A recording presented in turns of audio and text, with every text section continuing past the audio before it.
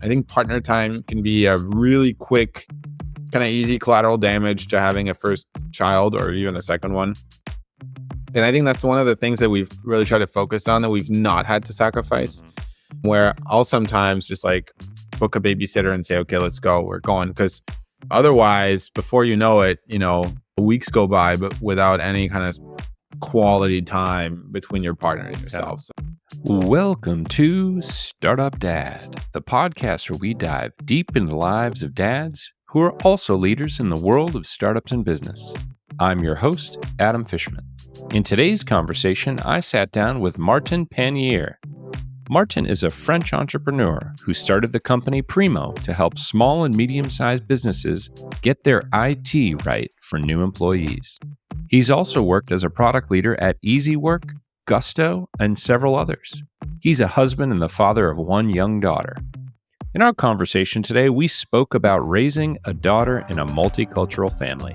His wife is from the US, and he's from France. We discussed how to avoid the temptation to view parenting as an accomplishment or something to optimize, how you can maintain relationships outside of the family when it's hectic, and the balance of two working parents when one of them is a company founder. We covered some of the most surprising aspects of becoming a dad and something he learned very quickly after his daughter was born. I hope you enjoy today's conversation with Martin Pannier. I would like to welcome Martin Pannier to the Startup Dad program. Martin, it's a pleasure having you on the show today. Thanks for joining me. Hey, Adam, thanks for having me. All right, Martin, let's get into it. Tell me about yourself. Give me a little bit about your background. Sure. So I'm from Paris, France originally, but I spent about a third of my life in the US. I'm a Sagittarius. I'm a dad of one, a runner who also enjoys kind of climbing and surfing, which is not the best fit for Paris, where we currently live with my wife and daughter. The surfing on the Seine, they've been cleaning up the Seine for the Olympics, but it still doesn't compare to California. But yeah, I went to school in Paris, was really interested in the startup scene. This was back in 2009. Startup scene was not such a popular choice in France at the time. So naturally, I went to work in consulting, and it ended up being that I was a terrible consultant. And I was really fortunate that one of the partners sat me down one day and over lunch and basically fired me. He told me, look, consulting is not what you want to be doing. It's not what you're good at. Go figure that out. It was a really important moment for me because kind of having nothing left to lose in a way, I kind of reconsidered my passion for startups. And yeah, got in the startup scene, started a first company, shut it down after a year and a half. It was a great experience, but ultimately didn't get enough traction to kind of justify to spend time on it, and moved to San Francisco and Silicon Valley and kind of had my formative professional years in a couple of startups in Silicon Valley. Most recently, a company called Gusto, which is an all-in-one HR platform for SMBs. Met my wife there, Stephanie. And after a couple of years, she moved back to France, where we've been now for the past 6 years. I was fortunate to join a really kind of big scaling company called iziwork, which is a temp work agency, kind of digital temp work agency. And we went from 10 to 350 employees over 3 years. And it was a really interesting experience. And one of the things that stuck to me was, and that was the case over all the experiences, but iziwork really drove home the point for me is as a VP of product in this company, we kind of got put in charge of IT. I remember my first day, a lot of the people in the company weren't so tech savvy. And my first day, somebody came to me and said, look, my computer is not starting up. Can you help me with it? And I was like, wow, IT management is actually pretty painful for a lot of these small companies. Yeah. And so, after 3 years at iziwork, I felt like the time was right and kind of broke off and started Primo to kind of fix that IT kind of management problem that I saw for SMBs. And Cool.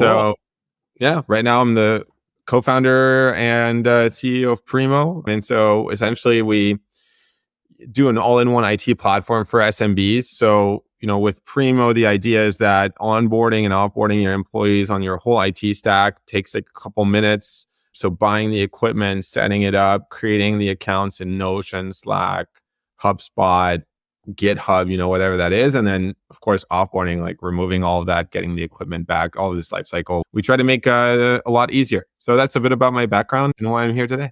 Also, it's sort of like a sister product to Gusto in a way. Gusto handles like the payroll and like making sure people get paid. And Primo does sort of everything else, making sure you can be productive at your job and get onboarded quickly and stuff like that. That's exactly. That's cool. Exactly.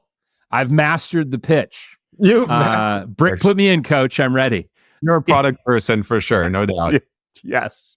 So, I want to talk a little bit about life growing up for you. So you grew up in Paris and then the States and kind of bopped back and forth. Tell me about your family growing up and what were you like as a kid? Yeah, so I come from a family of 5, so 2 parents and 3 siblings. Both my parents were pretty traditional about work. My dad is an international civil servant who's worked cabinet positions in France and then worked at the World Bank and the OECD. And the World Bank was actually what got us into Washington, D.C. when I was a kid. And my mom's a doctor. So, neither of them really like super gung-ho about this like startup scene that I was trying to get into. Like, no prestige and a bunch of bearded people that they didn't want to trust that much. And so, yeah, it's always been a kind of interesting point of tension between me and my parents that, of course, now is completely resolved. But at the time, like, they really questioned my wisdom to kind of go into this space. Yeah. My sister was the proper one. She actually just did the same studies as my dad, followed in my dad's footsteps, and she's now number 2 at the French Space Agency. So she's the pride of the family for sure. That's amazing. Yeah. And my brother is a bit of a specific story. He is originally from Russia, and we adopted him when we were in the US, and he has cerebral palsy. So he's kind of like half between kind of assisted living and living with my parents. So yeah, overall, my parents were both kind of Catholic, pretty, I would say, simple, normal, upper middle class upbringing, really. And yeah, as a kid, really happy kid, like not very active, like pretty nerdy. Like I would spend a lot of time reading books. At school, like the alarm would ring to signal the end of classes and everybody could rush out of the classroom and I would just walk out and go to the recreational like space and just sit down in a corner and open a book and start reading until the end of the rec time kind of around. And as a teenager, pretty lazy, I would say. I was like not that good in school to the despair of my parents for obvious reasons. My scorecards would come back and say, Martin's smart, but why does he just not work? And it's always been an interesting thing. When I look back on it, I'm not entirely clear why. What I do know is when I left that school and I went into prep school, which is in France after 18, you kind of go to that before you go to university. In prep school, suddenly I started working like a maniac. So kind of interesting how these things go, but not sure why. I just maybe wanted to punish my parents for some obscure reason. Well, maybe you always had that entrepreneurial bug, right? Which, there's a lot of entrepreneurs that don't, school's like not for them, but building companies is. And so, but yeah, you really turn that around because, man, you can't build a company without putting in some work or raise a family. Yeah, or raise a family and especially not do both at the same time. Right, exactly. So that's actually a really good segue. Let's talk about your family now. So you obviously mentioned your wife, Steph. So you have a partner, you have one daughter, if I'm not mistaken, 9 months. So tell me a little bit more about your family and how'd you meet Steph? So as you said, my partner's name is Steph. We met at Gusto. She was working in product marketing and I was working in product. And she was always very striking to me. I kind of noticed her pretty early on. The first time we interacted was at the kind of company Christmas party. We were all walking to the bar at the same time. And I said something to the effect of, do you want me to buy you a drink? Which is, of course, a very corny joke because this is a company party and the drinks. Right. So she was with a friend who did the right thing and just told me to go away and leave them alone. She was probably not impressed with my sense of humor. And after that, we got put together on a project and it was really like a tier 3 project. It wasn't like that interesting or that impactful for the company, but we really enjoyed working together quite a bit.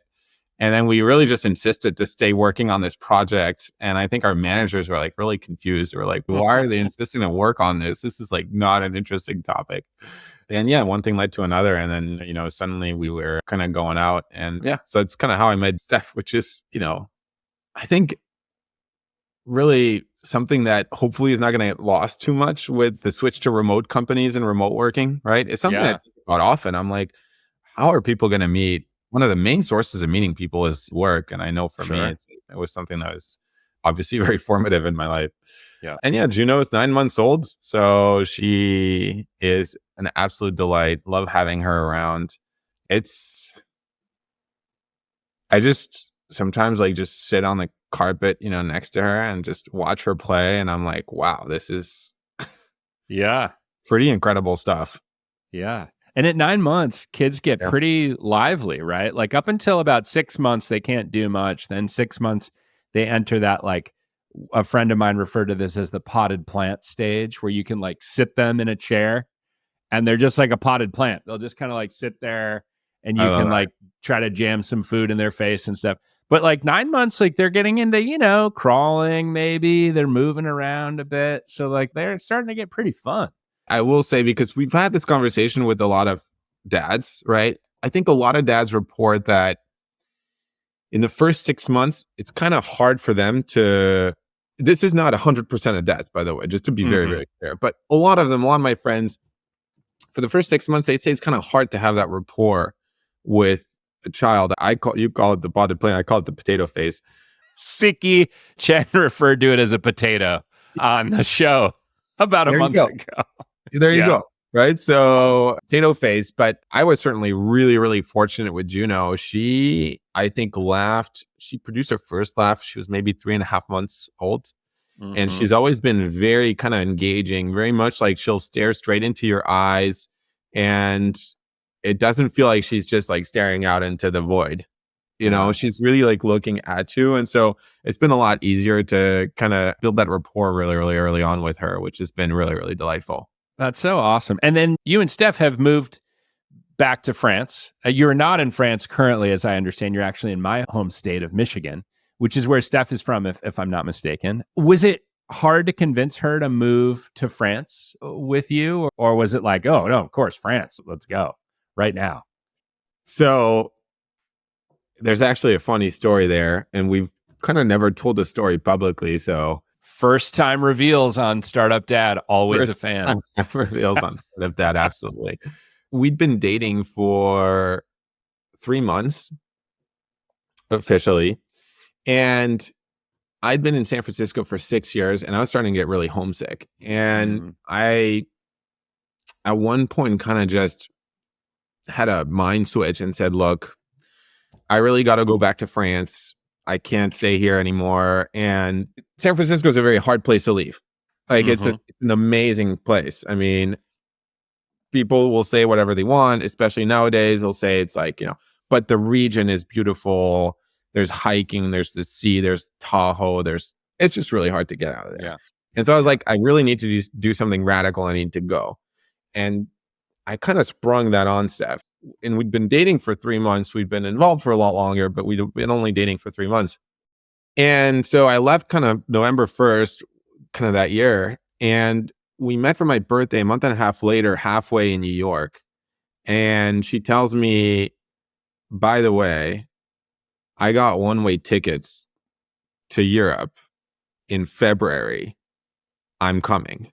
And so we'd been calling each other like, every day. We'd been on the phone. We'd been very much still like, talking a lot. But I was really not expecting her to kind of tell me that. And yeah, she was like, I'm coming to Europe. And the initial plan was like 6 months in Paris, 6 months in Berlin, and 6 months in Barcelona. And then, she'll see and maybe like go back to San Francisco. But of course, that was kind of like a fake plan. She went straight to Paris. And when she arrived, I had a long-term rental and we just moved in, and we'd kind of been officially dating for 5 months, or I guess 6 months really, of which 3 months long distance. And suddenly we're like living in this tiny Parisian apartment. Wow. So yeah, so like long story short, it didn't take like a whole lot of convincing. I think she was ready for an adventure. She's a very kind of strong-willed person. Sounds like a Parisian woman, actually. I know many. She fits right in, let me tell you. That's awesome. And I'm really happy that she did that. Like, I don't know, how it is for some guys, but I think I needed that kind of strong-minded person also to kind of take charge a little bit of that part and say like, this is serious, let's do it, Because otherwise, I Yeah. think the temptation is there to be non-committal. So I think Yeah. it was kind of great that she really kind of forced the issue in the most positive, constructive way, right? Which was really awesome. So she's also a tech executive.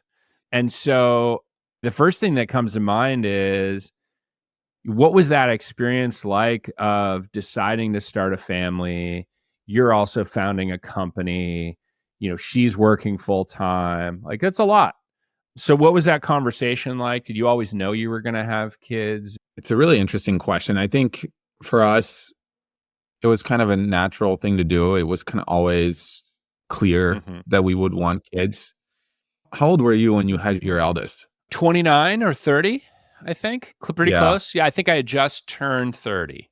Yeah. See, like, when we had Juno, which was again last year, so not that long ago, I was 36. Mhm. So, I think at a certain stage, you get to the point where, okay, there's quote unquote never the perfect time. It's not like there's ever this like magical moment where like, okay, absolutely, let's have kids.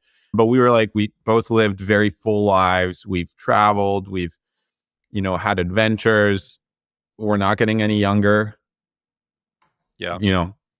Let's just do it and the rest will work itself out. I will say one thing is that being in France, I think was somewhat helpful to the decision because the support structures are like much, much better here. It's much more affordable. Like we have a basically full-time nanny for, say like 900 euros a month, Wow. which, it relieves a lot of that Yeah. kind of both time pressure, but also financial pressure, especially as an entrepreneur where early stage entrepreneurship, you're not making the big bucks. Right. Right. Right. So it was always really, really helpful to know that and to know that my parents were like, in Paris and definitely more than ready and willing to help. So that was definitely like on the logistical side, a huge help. But yeah, for us, we didn't do it particularly early. I think it was the right time for us to kind of like get moving on that front for sure. Yeah. So when you're at a company that you own or started, at least, I guess, it's always a question of who really owns the company. The investors, Absolutely. you.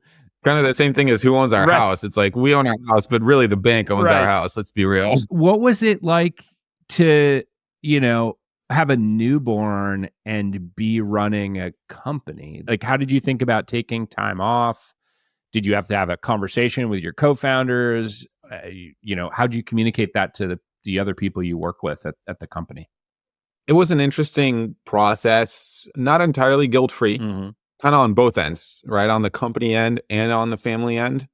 I think ultimately it was a balancing act. I think it was really important for me to take time off and to be there, both for Juno, but of course also for Steph. Yeah. I think, the main impact that you can have as a father on parental leave is wife support. Because, as a breastfeeding mom, she's carrying most of she's carrying the team.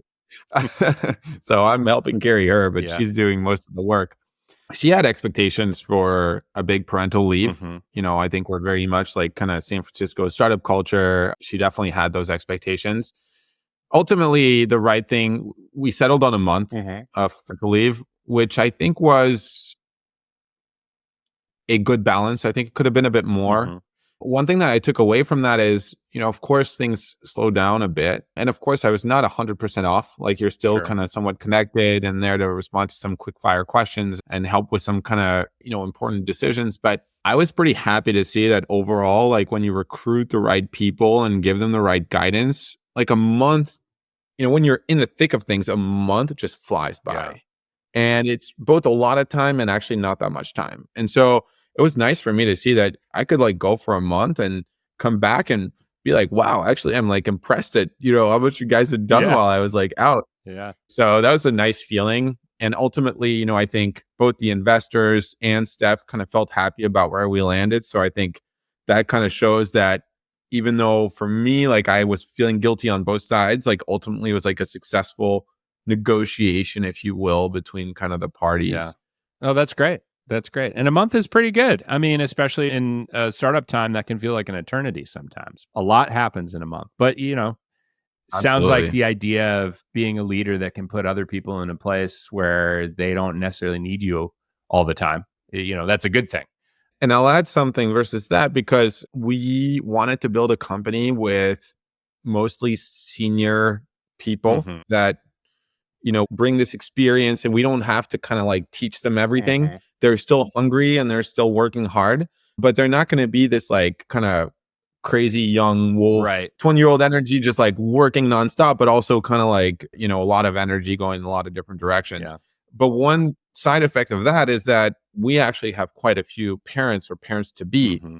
And I think it was also important for me to model what I thought was the right balance, which is not like, I don't want to set this expectation that you're going to take like a week and then come back. Mm-hmm. Certainly not for France, not in the culture. Yeah. Parental leave is at least 2 months. Yep.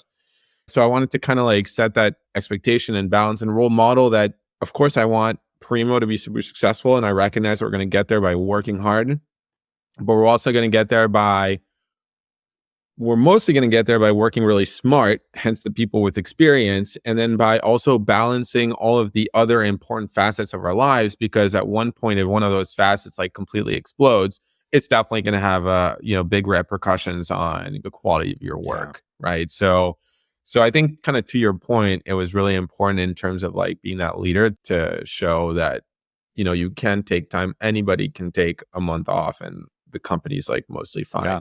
And for family reasons is like some of the best reasons of all. No, that's great. And, you mentioned something that's really interesting there, which is like, hey, the culture of France is like, you're not going to take a week off and then come back. And that's a really interesting point because you have a multicultural family now.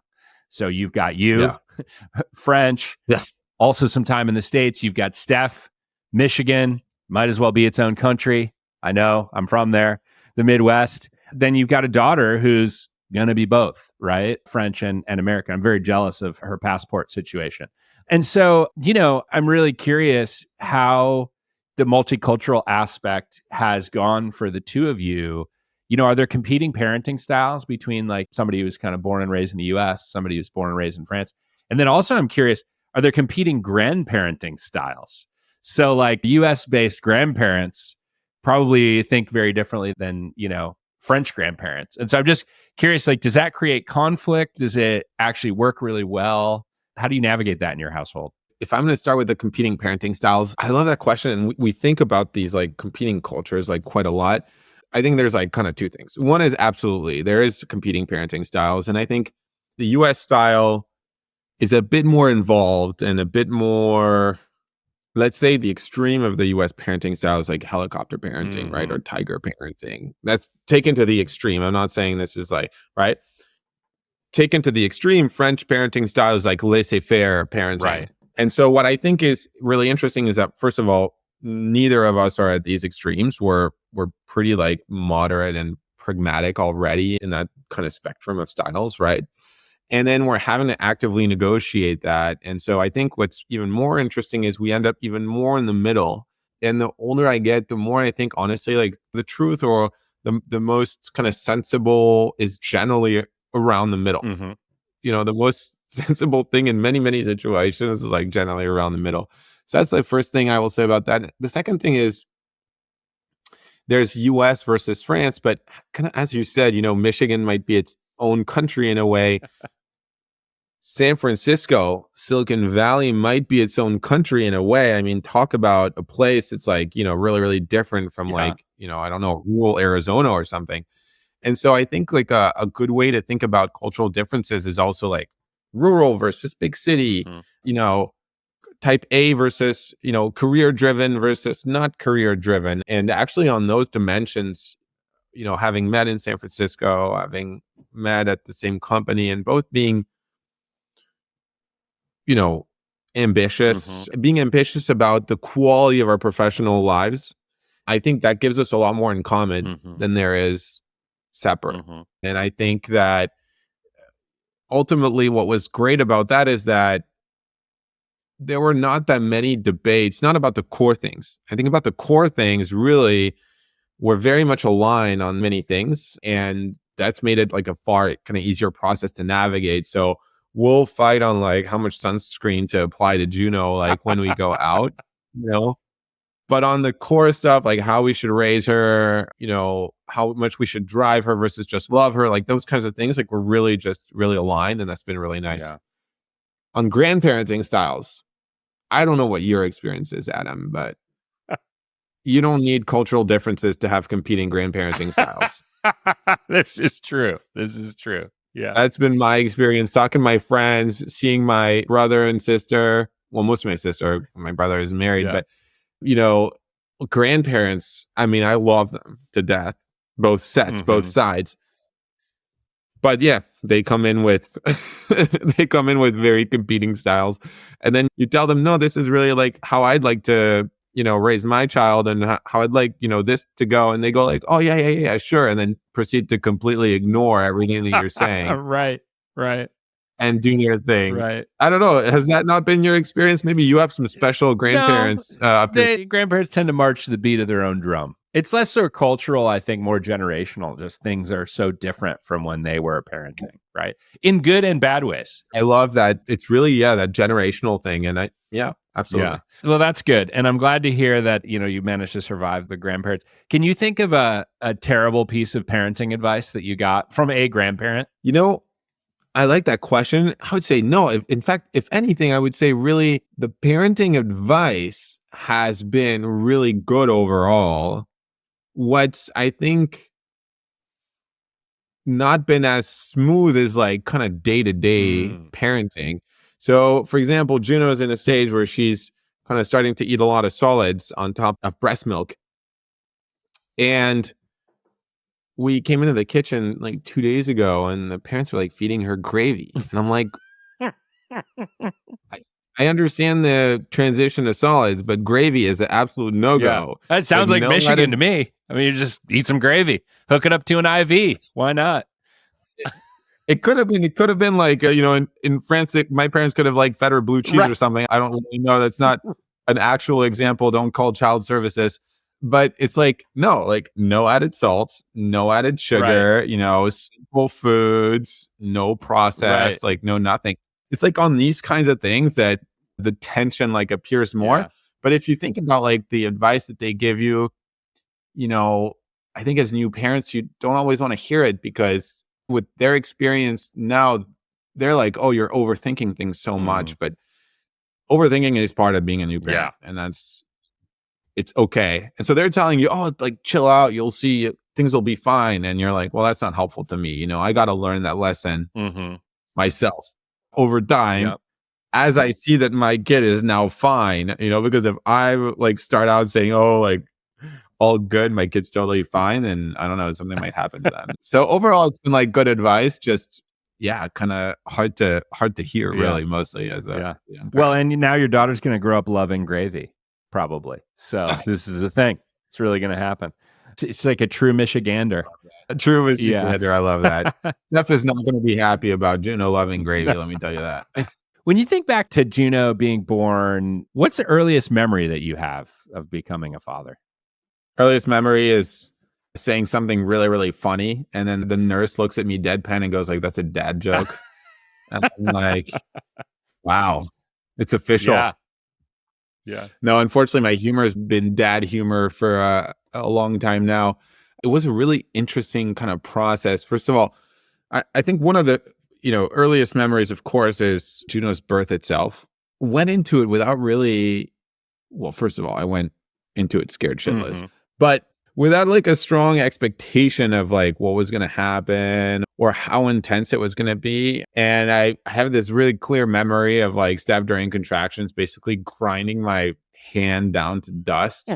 And I was like, wow, this is like, way more intense than I expected. And I'm kind of happy to be a dad right now and not a mom, And then seeing Juno come out, and his first memory is really like relief and joy for Steph.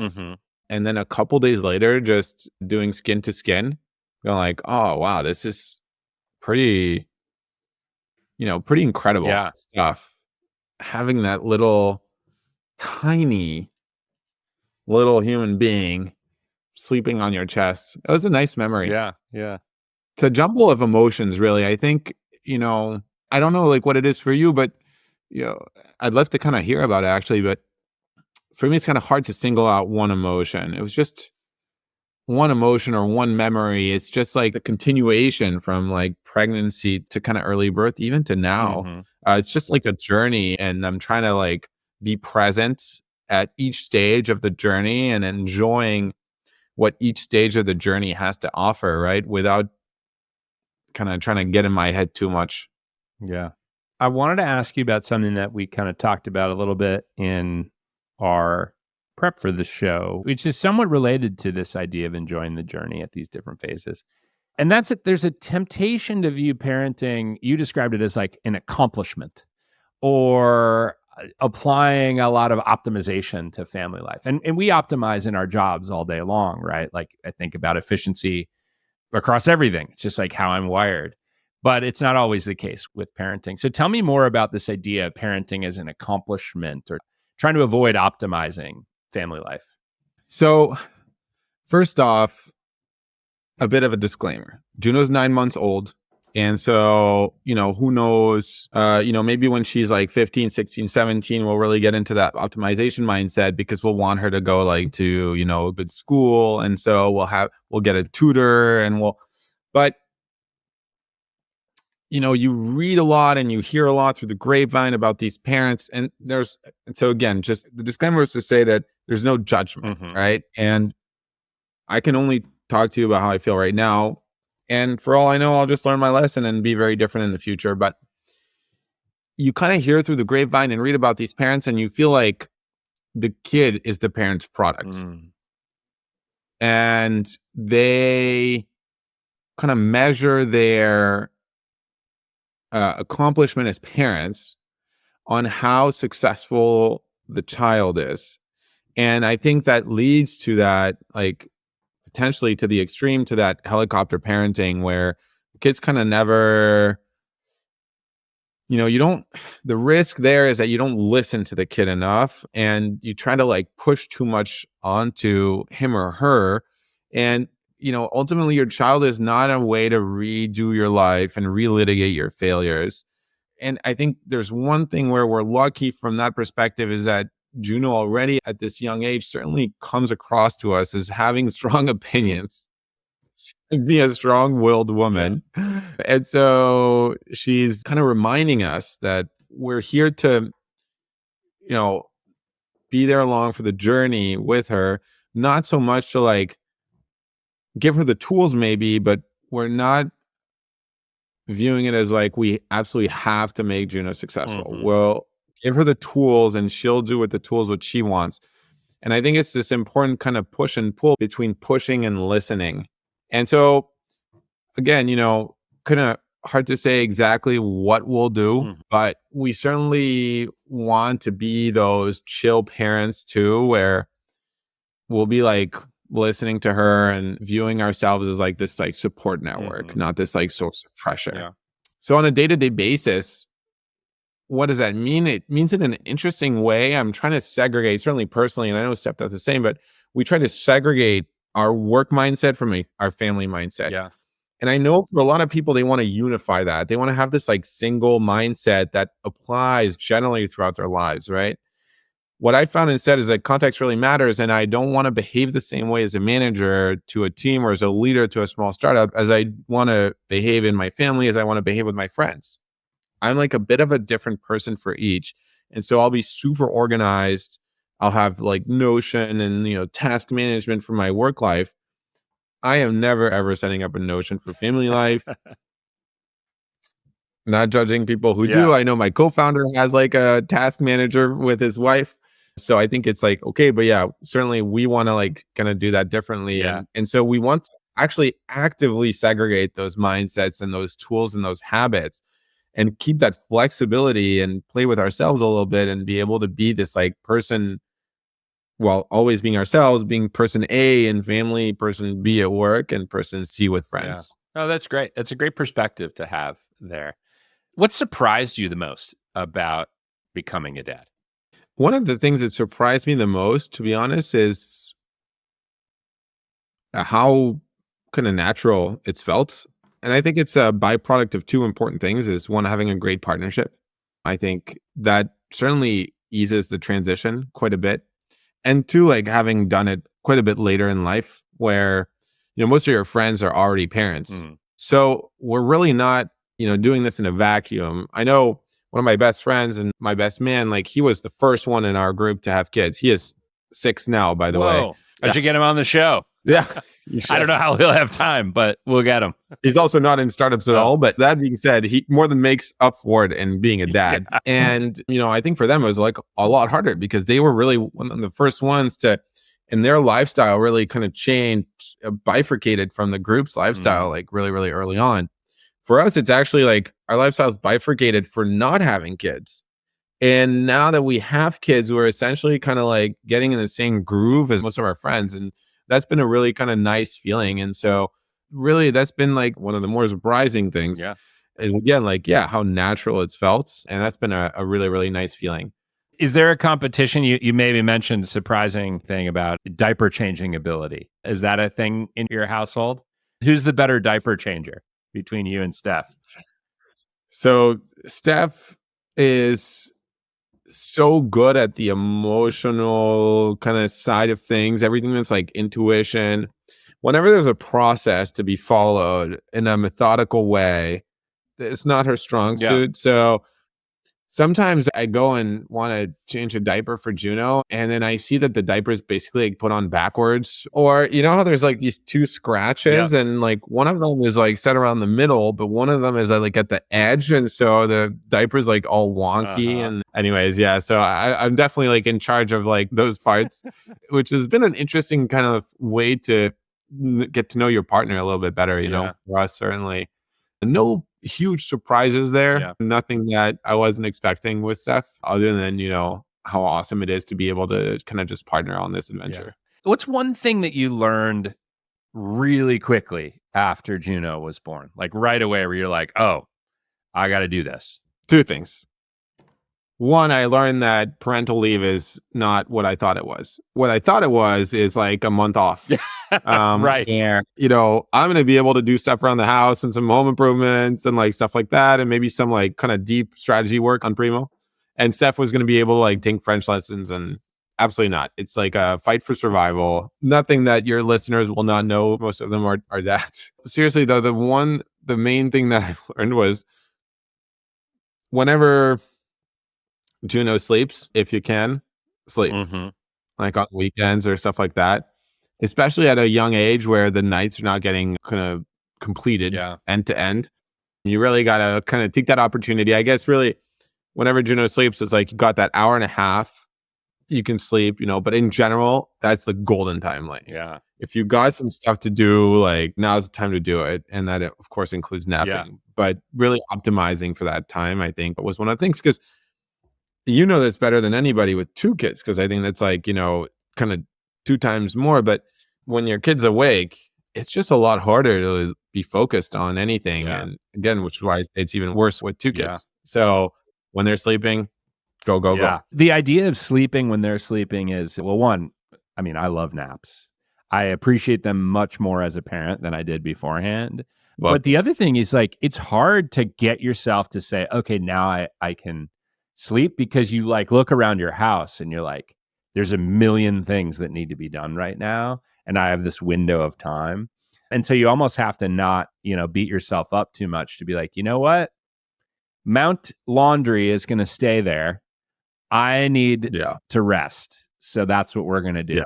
That's a thing that I think you learn, when you're not a parent, you might go to some friend's house kind of like, wow, they've kind of really let themselves go a little bit.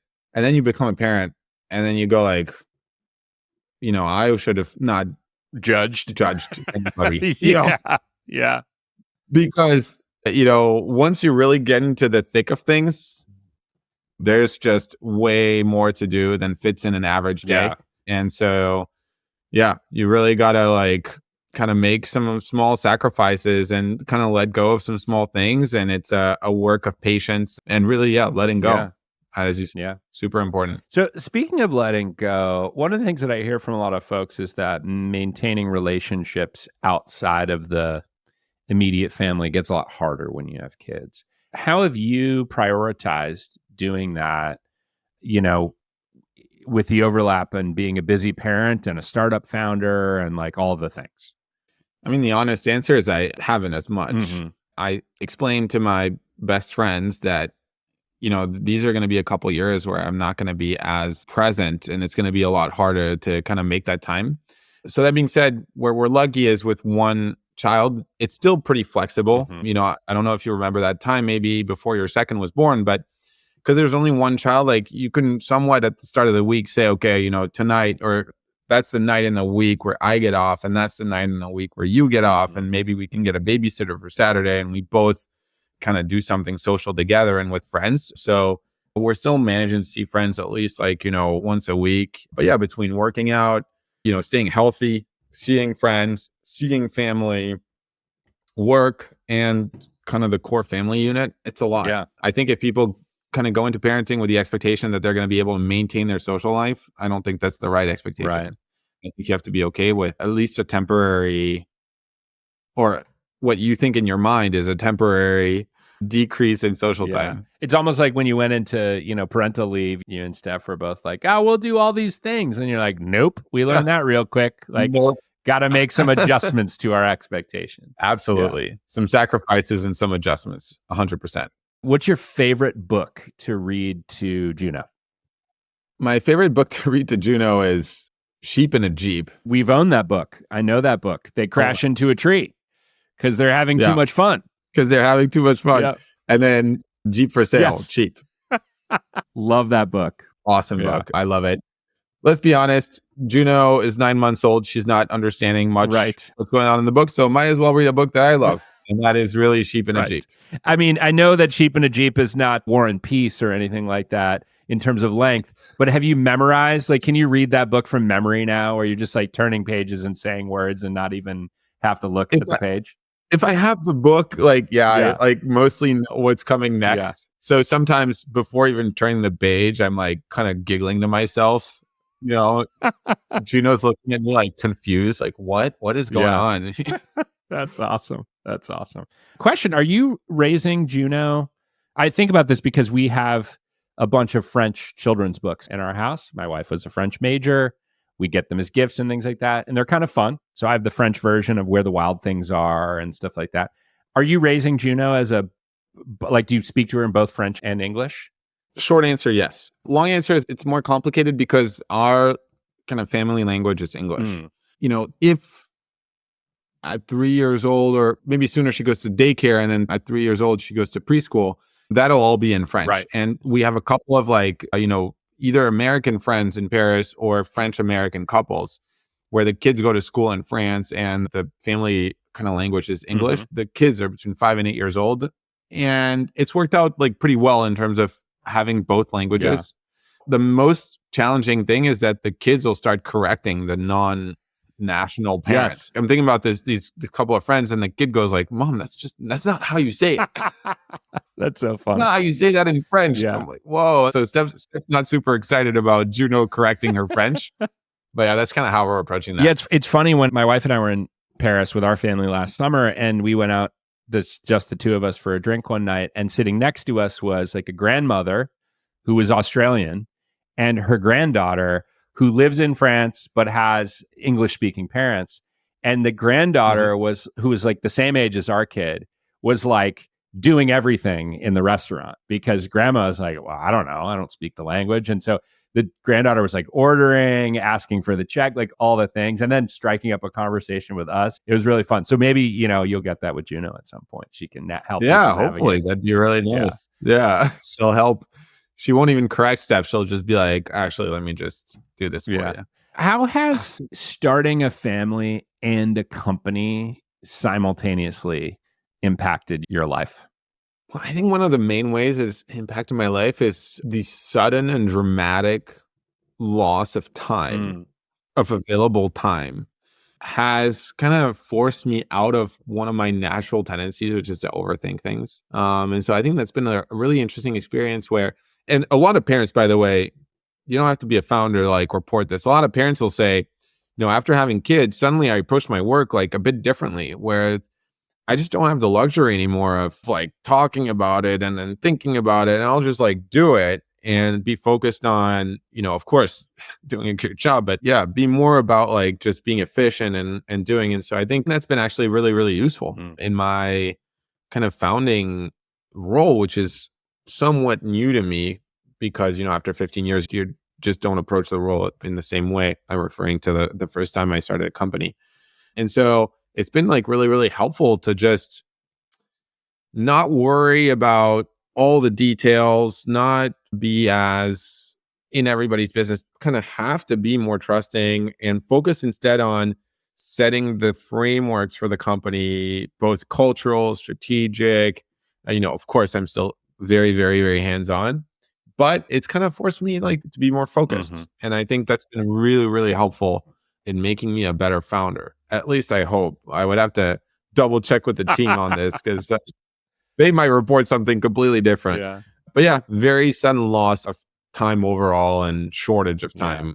But yeah, necessity is the mother of invention. Yes. So I think overall being resource starved kind of forces you to make some better decisions, to be honest. And I think that applies to founder time as well as other kind of aspects of resource management. That's great. So aside from your 6-month stint in consulting, you've spent an entire career in technology.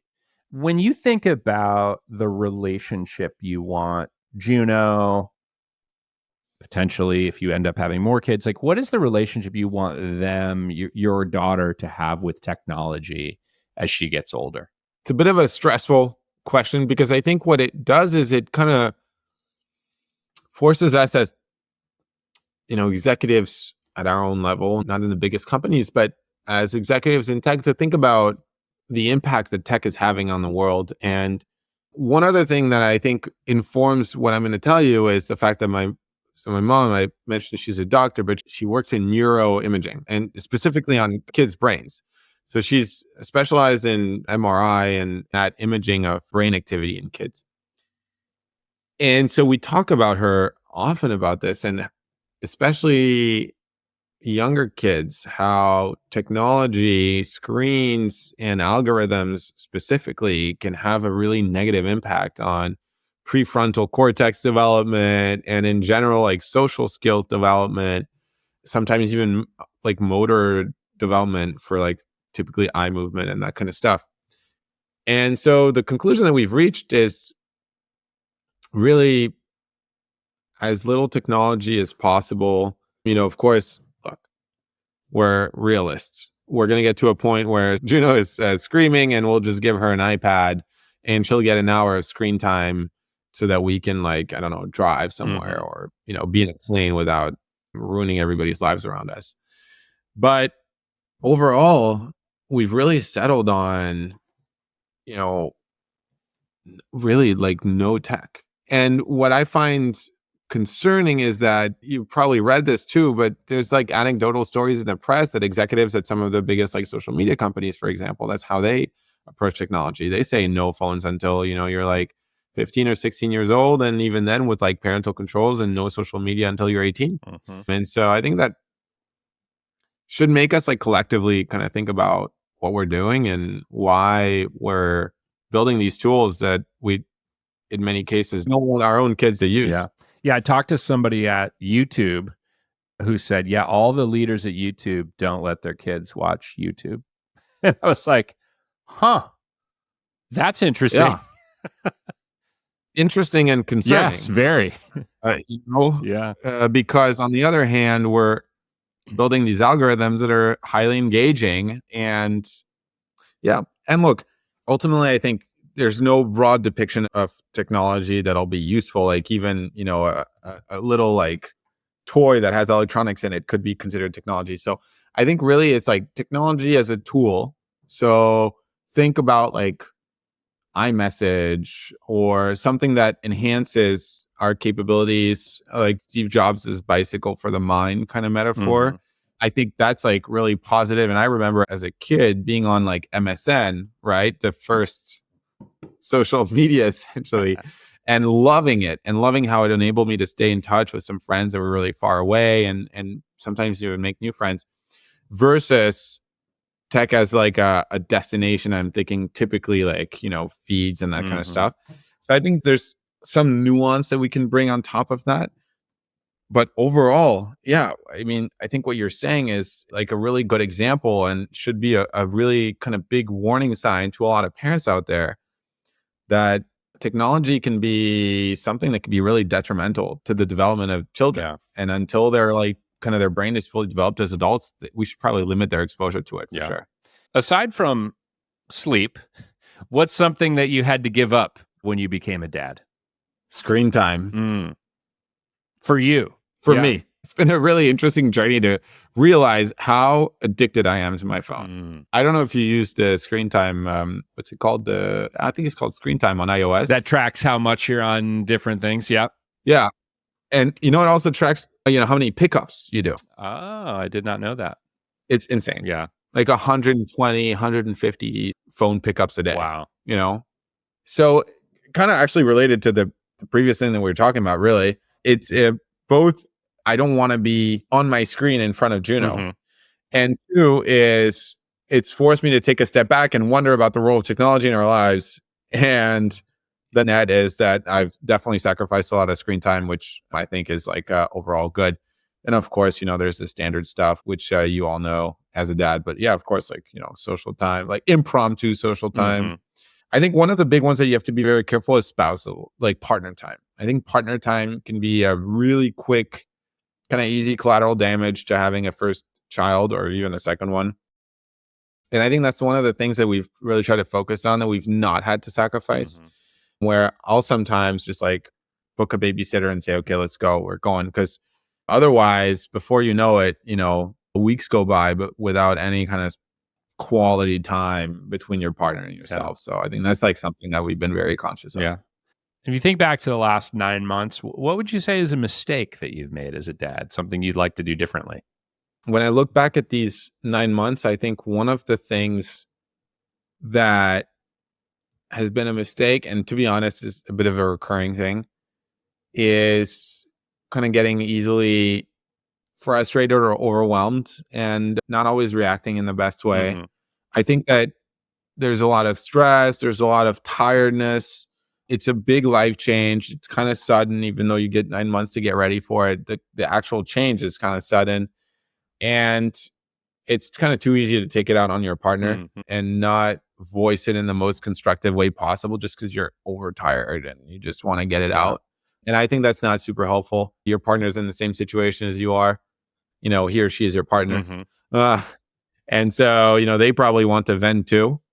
And so kind of trying to be more mindful and conscious of that and to take a deep breath, look inside, go, I'm sorry, I'm overwhelmed. I'm a little overtired. This is how I feel right now. We're going to get through this. Yeah. That's a really good point. It's not necessarily you never get frustrated. You never express that frustration. It's your ability to recover from it and kind of move forward. Because like, you're right. When your Maslow's hierarchy of needs is not being met at the baseline of the pyramid there, food, sleep, it's hard. It's hard to be at 100%. I love that. Actually, I'll reuse that. That's a good way. Like my hierarchy of needs, like I have some like base needs that are not being met right now. Yeah. All right. Well, how can people follow along with your journey or be helpful to you either professionally or personally? Number one is if you're either a founder or an executive at a startup and you think IT is more painful than it needs to be, or you might actually directly be the accidental IT manager of your company, just check out Primo. And even if you're not, interested in becoming a customer for XYZ reason, I've always loved to kind of hear feedback. We're still like early on in our development, but we're really ambitious and we're always like interested in learning more about why people adopt us, but also don't adopt us. Otherwise, always happy to connect with product professionals. And, talking product is, I think there's this like kind of product vibe between people that work in product, and you could start nerding out about a ton of like different topics. And so I love to connect with like-minded people and just nerd out on the most obscure things. Awesome. That's always nice. Just connect on LinkedIn and Cool. drop a hello. We'll send all the product nerds your way. Sounds Angry awesome, man. customers I and product nerds. Those are the two people coming to you. Angry customers and product nerds. Oh boy, what did I send That's myself? all right. We won't give you people your personal cell phone on this show. Okay. My favorite part of the program, although this has been a wonderful discussion. Here are the rules of rapid fire. I ask you a question and you say the first thing that comes to mind, and then we move on. It's a judgment-free zone. Okay. Here we go. What's the most indispensable parenting product that you've ever purchased? Baby camera, because we don't have to get out of bed to know if Juno is like, really awake or having a little nightmare and she's whining. So we can just do that from the comforter, and that's just amazing. Awesome. What is the most useless parenting product that you've ever purchased? Hatch lights. Hatch lights, they wake up the baby with like this like sunrise imitation. Mm-hmm. The baby's like up, either at sunrise or before sunrise. I don't know, like who needs this like hatch light? Juno wakes us up, really. So no need to wake her up. What is your favorite activity to do with your daughter? Bottle feeding. We're transitioning her kind of between breastfeeding and bottle feeding. And I just love having that moment with her. Sometimes she even falls asleep in my arms, which I think is just, so nice to kind of see her doze off. Yeah. I love it. What is the most hectic time in your household? 6 a.m. to 8 a.m. or 6 p.m. to 8 p.m.? Oh, 6 a.m. to 8 a.m. Like neither Steph nor I are like really strong morning people. So yeah, definitely the most hectic time. 100%. Awesome. How many parenting books do you have in your house? Not that many. I mean, we have a bajillion baby books, but not that many parenting books. Like I think maybe I have one audiobook. Steph has like an audiobook and maybe one physical book. Okay. But it goes back to this like pragmatic parenting style. And again, it goes back to Juno being actually quite vocal about what she needs and doesn't need. And, of course, she's still very, very young. So we might yet buy a lot of books when she grows up and we feel like kind of lost. Awesome. In what we should do. And even though there are only a handful in your house, how many of these parenting books have you read cover to cover? The only one that I own, it's called The Expectant Father, and I bought it when Steph was pregnant. Bought one, listened to it end to end on my Audible. I still have it. Cool. And I think Steph's like read both of hers cover to cover. So we've had at least a good ratio of like, cover to cover to bought. Right. This is good. Ratio is pretty good. This is good. Have you ever pretended to be asleep to avoid a middle of the night wake up? Oh, yeah. Who am I pretending to, though? To Juno or to Steph? Because it's not been successful for either one, to be completely honest. Juno continues screaming until we actually get up, and Steph knows. She knows. She always knows. She always knows. Have you ever thrown away a piece of your kid's artwork? Now, Juno probably not doing a lot of artwork, probably can't even grip a crayon. She's getting there, so it's mostly Steph artwork for now. And yes, I have. Absolutely, I have. I go like, oh, this is so pretty. Oops. Have you ever used Juno as an excuse to get out of a social event? Oh, yeah. Okay. The end of a tough work week. It's really amazing how often Juno falls, catches like some virus or, at the end of tough work weeks. Yeah. It's been very convenient. Yeah. What is the worst experience that you have ever had assembling a children's toy or a piece of furniture? The worst experience was that we bought her crib secondhand, and kind of all the structure was fine, but it came with a mattress. I'm not going to go into too many details, but I wasn't super stoked when I actually unpacked the mattress part of the crib. Mm-hmm. I was like, well, definitely going to be buying a new mattress. So it was still nice to kind of have this like secondhand. It was a beautiful crib, really, but the mattress was like not the a less beautiful mattress. Less beautiful mattress. What nostalgic movie are you super excited to force Juno to watch as she gets older? So Lion King, I would say, but I don't think I'm going to have to force her. I mean, I think The Lion King is such a good movie. I mean, maybe I will have to force her and I'll be a total boomer about it. I guess I don't really know. We'll see it in a few years. Yeah. But another one would be like Honey, I Shrunk the Kids. Oh boy. Rick Moranis' finest. Yeah. Oh yeah. I will force her to watch that one. That will not have aged well. No. No. In 12, it already has not aged that well, right. But in 12 years, oh boy. We'll have to make the VR version because otherwise she's Okay. not going to want to watch. All right. Honey, I Shrunk the Kids. That's a good one. Finally, I don't know how Europeans respond to this, but what is your take on minivans? Never, ever. But that's not a European take on minivans. If anything, that's pretty much an American take on minivans. Yeah. I would say. I'm like SUV or nothing. Yeah. No, look, my take is anytime a product has mini in its like category name, you should avoid it. Like think iPod mini or like mini cooler. Like honestly, there's the worst versions of all of the products, right? So I would say if you want to take a van, absolutely. Like, get a van, go hiking, go camping, go surfing. That's great. Minivan, absolutely not. Okay. Not for me. I love that logic. Don't buy things with mini in the title. There goes Mini Cooper. There you go. No, I will have no advertisements from any of these companies on the pod. That's okay, though. I'm so sorry that I dropped your Apple sponsorship. Well, Tim Cook was calling me up on that one. It was going to happen. Let me know how I can make up for it. I will. Martin, thank you so much for joining me on Startup Dad. That does it for our show today. I really appreciate the time that you took, and I learned a lot. Thanks for having me, Adam. This was a lovely time. Thank you for listening to today's conversation with Martin Pannier. If you enjoyed the show, please subscribe, share, and leave me a review on Apple or Spotify. It'll help other people find this podcast. Startup Dad is a Fishman AF production with editing support from Tommy Herron. You can join a community of over 10,000 subscribers and stay up to date on my thoughts on growth, product, and parenting by subscribing to the Fishman AF newsletter at www.fishmanafnewsletter.com. Thanks for listening. See you next week.